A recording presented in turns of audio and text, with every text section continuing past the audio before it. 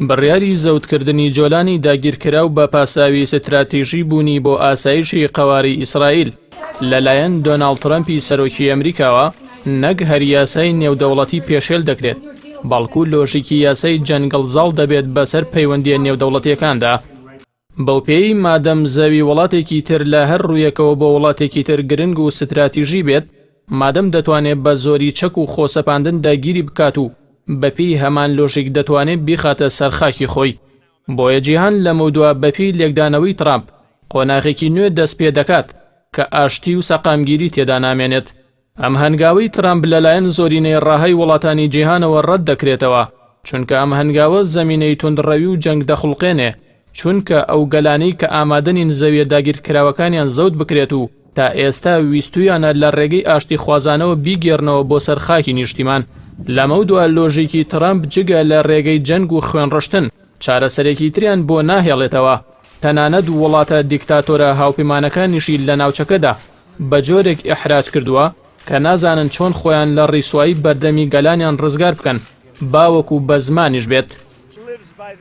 کاتێ ئەمریکای گەورەترین وڵاتی جیهان گشت بنەما مرۆییەکان لە مافی مرۆڤ و مافی هاوڵاتی بوون و مافی هەبوونی نیشتیمان لە مرۆڤەکان زەوت دەکات، هەر مرۆڤێکی مافخورا و بەپی گشت یاسادینی و دنیاییەکان مافی خۆیانە بە هەر ڕێگەیەک بەرگری لەو مافانەیان بکەن و خەبات بکەن بۆ گێڕانەوەیان.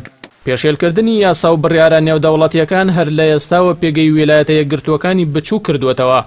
ئەمە هەمان ڕەفتاری نابەرپرسانی ئارسەر جیمس بەلفۆر، وەزیری دەرەوەی پێشووی بەریتانیایە کە خاکێکی داگیرکراوی گەلێکی تری بەخشیە ڕێکخراوی زایۆنی جیهانی بۆ ئەوەی لە سەرزەوی مسلمانان قەوارەیەک بۆ جوولەکەکانی جیهان دروست بکرێت. بەڵام دوجار ئەو ستەمکاریانەی بەریتانیا پێگەی ئەو وڵاتی لە زلهێزی جیهانەوە پاشەکشە پێکرد بۆ ئەو وڵاتی کە کاریگەریەکانی لە سیاسەتی نێودەوڵەتیدا زۆر نزمە. ویلایەتە یەکگرتووەکان بەم ڕەفتارانەی وەکو زلهێزێکی کوردبین و ستەمکار ڕەفتار دەکات، بەم شێوەیەش خۆی دەکاتە دوژمنی گەلانی زیندوی جیهان کە کۆیلایەتی و ملکەچی و داگیرکاری ڕەدەکەنەوە. بۆیە چاوەڕوان دەکرێت لە داهاتوویەکی نزیکدا ئەو هەژمونە گەورەی بەسەر سیاسەت و ئابووری جیهاندا هەیەتی پاشە کشە بکات و خۆی پەراوێز بخات. بەتایبەتی جەنگە گەورەکانی ئەمریکا لە دوای جەنگی دووهەمی جیهانیەوە زۆربەیان شکست خواردوو بوون، هەروەکو جەنگی کۆریا و ڤێتنام و ئەفغانستان و عێراقیش. ئەو جەنگانە بۆمان دەسەلمێنن ئەو وڵاتە ناتوانێت بە لۆژیکی هێسەر بکەوێت، کەچی هەموو جارێ شانسی خۆی لەو جۆرە جەنگانەدا تاقی دەکاتەوە. لە کاتێکدا بە نیوەی تێکچوونی ئەو جەنگانە دەتوانێت دڵی ئەو گەلانە بەلای خۆیدا کەمەندکێش بکات و وڵاتان لە کاولکاری جەنگیش بپارێزێت. ئەمریکای ترامپ کە هەر لە سەرەتای دەسەڵاتیەوە ڕایگەیاند کە ئامانجی ڕوخاندنی ڕژێمی بەشار ئەسەد نییە، هاوپەیمانەکانیشی هاندا بە ئاساییکردنەوەی پەیوەندیەکانیان لەگەڵ ئەو ڕژێمەدا هەوڵ بدەن لە ئێرانی دوور بخەنەوە. بەڵام ئەم هەنگاوی ترامپ سووریای چەندین بەرامبەری جاران لە ئێران و ڕووسیا نزیکتر کردەوە. هەر بۆیە عەلی شامخانی سکرتێری ئاسایشی نەتەوەیی کۆماری ئیسلامی ئێران داوای لە ڕژێمی سووریا کرد کە لە مەودووە لە بەرامبەری هەر موشکێکی ئیسرائیلەوە 5 موشک ئاراستەی قەوارەی ئیسرائیل بکات. ئەمەش لە دوای ئەوە دێت چیتر ڕژێمی سووریا ڕێگەیەکی تری بۆ ئازادکردنی زەویە داگیرکراوەکانی بۆ نەماوەتەوە. ئەو ڕێگەیە نەبێت کە حیزبوڵای لوبنانی بۆ ئازادکردنی باشووری لوبنان گرتیە بەر و تێیدا سەرکەوتوو بوو.